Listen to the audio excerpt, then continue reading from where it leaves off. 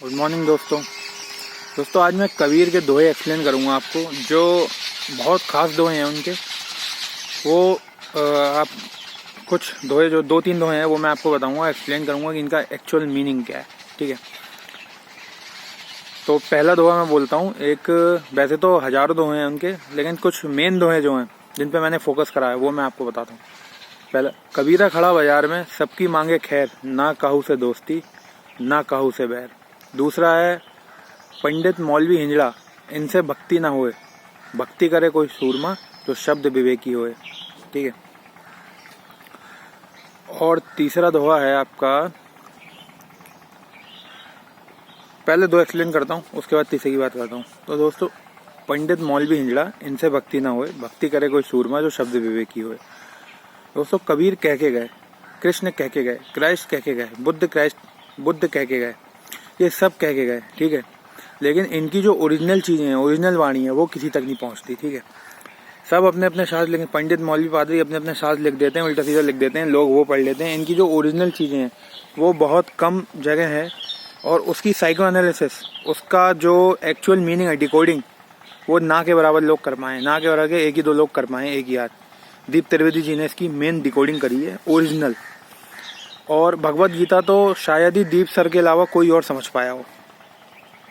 ये मैं बोल रहा हूँ, इसका मतलब मैं भी समझ गया, मेरा भाई भी समझ गया, और दीप सर ने समझी है भगवत गीता, क्योंकि वो तो बहुत ही उच्च कोटि का ग्रंथ है। इतना उसको समझना हर किसी के बस की बात नहीं है, वरना अगर वो समझ जाते, 1% लोग भी समझ जाते, तो देश का हाल ये ना होता। ठीक है, ये हाल देश का बिल्कुल नहीं होता। और जिनके अंदर गीता उतरी हुई है, उन्हें हम देखते ही हैं, वो चारों तरफ फैले हुए हैं, चाहे फिर वो अमेरिकन्स हों, चाहे यूरोपियंस हों, और इंडिया में जिन्होंने भी तरक्की की है, जिन लोगों ने, वो सब गीता उनके अंदर उतरी हुई है। कुछ मात्रा में उतरी है, चाहे थोड़ी मात्रा में उतरी है, पूरी नहीं उतरी है, मगर थोड़ी थोड़ी गीता के गुण हैं। अगर उन्होंने गीता नहीं भी पढ़ी है, तो इसका मतलब ये नहीं कि गीता उतरी नहीं है उनके अंदर। गीता उनके अंदर उतरी हुई है, चाहे 50% हो, चाहे 10% हो, तभी वो तरक्की कर रहे हैं। जितने भी देश तरक्की कर रहे हैं, वो गीता और लाओजू के जो सूत्र हैं, और आपकी एक अष्टावक्र गीता, इन तीनों की वजह से ही तरक्की है जो कुछ है, वरना तो बताने वाले लोग बहुत है। लेकिन वैज्ञानिक युग की तरक्की इन्हीं 3 ग्रंथों से हो सकती है। जो ऐश्वर्य पाके पूरी दुनिया पे राज कर सकता है, मौज शौक ले सकता है, सब कुछ वो इन्हीं में है। और गीता तो इतना ऊंचा ग्रंथ है, इतना ऊंचा ग्रंथ है, जिसको आसानी से समझा नहीं जा सकता। उसके लिए लोगों को बहुत गहराई में उतरना पड़ेगा, पूर्ण वर्तमान में आना पड़ेगा। उसका एक एक श्लोक जब अंदर नाभि पे जाएगा, जब वो घूमेगा आपके अंदर, तब आपको पता चलेगा कि गीता क्या है। तो वो दीप सर ने उसकी डिकोडिंग की है, बहुत गहराई से डिकोडिंग की है दीप त्रिवेदी जी ने, और बहुत गहराई से उसको समझाया है। आप सुन सकते हो उसको, और मैंने बहुत गहराई से उसको पकड़ के सुना है, और मेरे भाई ने भी सुना है। शायद दीप सर के अलावा हम ही होंगे, हम दोनों ही होंगे उसको समझने वाले। और दीप सर ने बोली भी हम दोनों के लिए ही है, क्योंकि उसको समझना आसान बात नहीं है। ठीक है, तो बात हम कबीर के दोहे पे करते हैं। इन लोगों ने तो सब कुछ अच्छी चीज़ें बताई हैं, कुछ गलत नहीं बताया, लेकिन मिलावट किसने करी है? ये पंडित मौलवी पादरियों ने, नेताओं ने। पहले राजा थे तो इनके धर्मगुरु थे, अब धर्मगुरु आज भी हैं, आज तो राजा आप देख ही रहे हो, ये नेता लोग हैं। सब मिलकर शोषण आज भी चल रहा है, सब मिलावट, शास्त्र लिख दिए जो मन में आया, अपनी किताबें छाप दी। हर पंडित की अपनी अपनी किताबें, कहीं भी जाओगे सब बाजार में मिल जाएंगी, वही आरती, वही सब कुछ, वही सब शास्त्र में जो उल्टा सीधा लिखा है वही पूरी दुनिया कर रही है। सब असत्य है, जीरो है, कोई भी उसकी महानता नहीं है, सब बकवास, फुल बकवास, कोई भी उसकी वैल्यू नहीं है। आप ये समझ लो इन चीज़ों की। तो इसीलिए मैं आपको बता रहा हूँ। तो दोहे पे आते हैं, बैक टू द पॉइंट। पंडित मौलवी हिंजड़ा, इनसे भक्ति ना हो, भक्ति करे कोई सूरमा, जो शब्द विवेकी हो। कबीर कह के गए, मतलब यार वो खुद बोल रहे हैं, जितने भी ये पंडित धर्मगुरु हैं, जितने ही मौलवी मुल्ला हैं, ये सब हिंजड़े हैं, या फिर हिंजड़े इन्हीं की कैटेगरी में आते हैं। ये तीनों हिंजड़े हैं, हिंजड़े इन्हीं की कैटेगरी में आते हैं। इनसे भक्ति नहीं हो सकती, इन 3 से भक्ति ना हुए। चाहे ऐसा समझ लो पंडित मौलवी हिंजड़े, इन 3 से भक्ति ना हो, चाहे समझ लो पंडित मौलवी हिंजड़ा है, एक ही बात हो गई। ठीक है, इनसे भक्ति नहीं हो सकती। ये तो एक ही एक तोते की तरह रखते रहते हैं, जो शास्त्र पढ़ लिए, पैदा हुए, जो बातें सुन ली, जो किताबें लिख दी, बुद्धिमान हो गए, फंस गए, ये सब करके बन के ये तो वही आपको रट्टू तोते की तरह है, ये क्या कर लिया वो क्या कर लिया, कुछ ना नाचने देंगे ना झूमने देंगे इंसान को, सिर्फ बकवास पेलते हैं और कुछ नहीं करते। ये कभी भक्ति कर ही नहीं सकते। ये तो समझ लो सबसे गिरावट की हद हो गई, सबसे गंदे लोग ये होते हैं।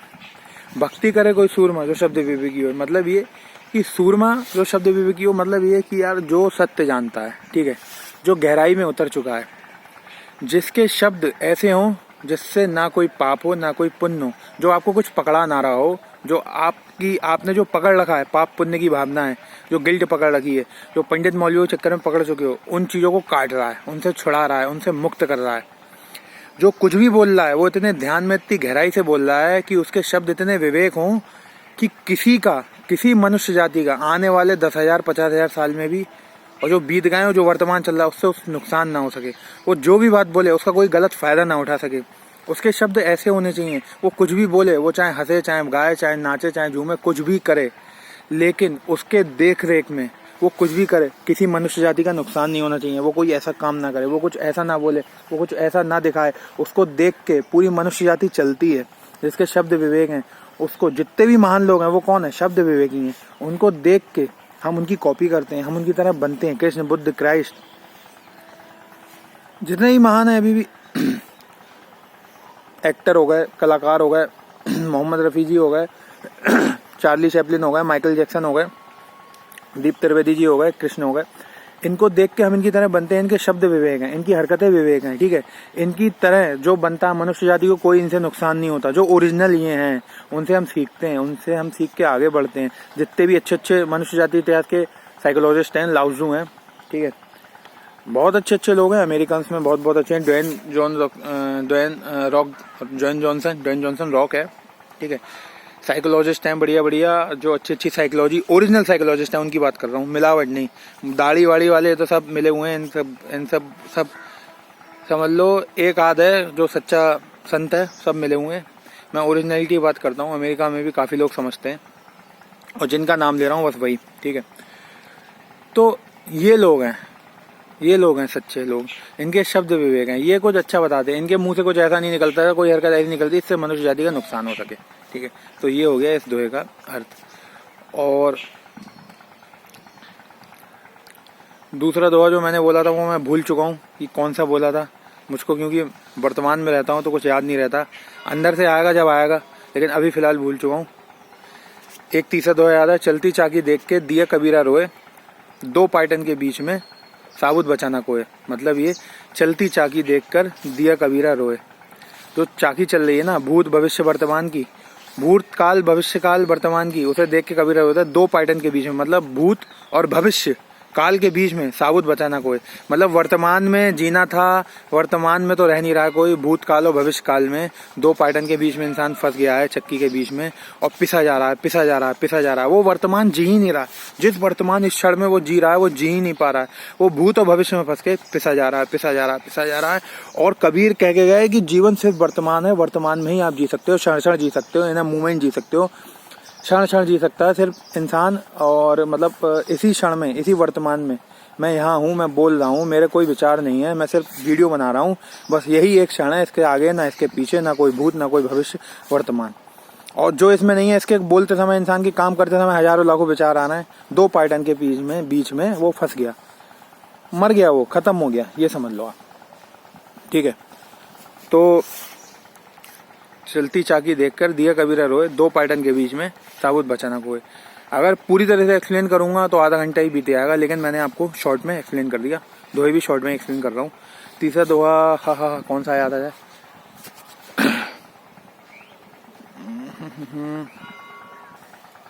याद आ गया, पत्थर पूजे हरी मिले तो मैं पूजूं पहाड़, पत्थर पूजे हरी मिले तो मैं पूजूं पहाड़। अब यार कितनी सिंपल चीज है। आप ये देखो, पत्थर पूजे मतलब ये मूर्तियां, जितने भी लोग मंदिर मस्जिद जा रहे हैं और मूर्ति और शिवलिंग और ये वो फलाना दिमागा, लोग इसकी पूजा कर रहे हैं, क्या पत्थर ही तो है। तो कबीर कह रहे हैं अगर पत्थर पूजने से हरि मिलता है, कृष्ण मिलते हैं, भगवान मिलता है, तो मैं पूजूं पहाड़। तो भैया इतने इतने बड़े बड़े पहाड़ हैं, मैं पहाड़ की पूजा कर लूँ तो मुझे पता नहीं क्या मिल जाएगा। कबीर कह के गए, उसके बाद भी बुद्धि में इतना भ्रम भर चुका है कि समझ में आना ही बंद हो गया है कि मंदिर मस्जिद मूर्तियों में टीका लगाने से, घंटी हिलाने से, बड़ी बड़ी दाढ़ी करने से, 5 बार की नमाज पढ़ने से कुछ नहीं होना है। आपका समय बर्बाद होना है। समय जा रहा है, समय आ जाता है, सब ऊर्जा चूस लेता है, आप फोकस से हट जाते हैं। इन सब चीज़ों में कुछ नहीं रखा है। साइकोलॉजी जिस चीज़ की जो है वो वही रहनी है। पत्थर पत्थर रहना है, ठीक है, पहाड़ पहाड़ रहना है, हीरा हीरा रहना, वो सब पत्थर की कैटेगरी में ही आते हैं। हीरा वो भी पत्थर ही है, तो पत्थर कोई भगवान नहीं बन सकता। ये चीज़ एक नॉर्मल बात है, लेकिन अब भ्रम इतना भर गया, बचपन से वो सिखा दिया, वो चीज़ें अंदर घुस गई हैं, अब ब्रेन को समझना आना बंद हो गया। तो इन चीज़ों को समझो धीरे धीरे। साइकोलॉजी अच्छी सुनो, मेरी सुनो, दीप सर को सुनो, अच्छी अच्छी बुक्स हैं साइकोलॉजी की, सुनो, मुझसे पूछ लो, कमेंट कर दो, पर्सनली मैं आपको बता दूंगा क्या है, तो आप उसी बेस पे तरक्की कर सकते हो। इन सब चीज़ों से मुक्त हो, निकलो। कह के गए, सब कह के गए, समझ जाओ यार, ठीक है। तो अभी 3 दोहे लिए मैंने कबीर के, और लूँगा आगे कबीर के दोहे, और बहुत से सॉन्ग्स हैं ऐसे जो बहुत गहराई के हैं, जो मैं आपको एक्सप्लेन करूँगा आगे जाके। जैसे कि साहिर लुधियानवी जी का, साहिर लुधियानवी जी का है आपका, हर फिक्र को धुएं में उड़ाता चला गया, मैं जिंदगी का साथ निभाता चला गया। ये आगे एक्सप्लेन करूँगा। चलिए ठीक है, तब तक के लिए बाय।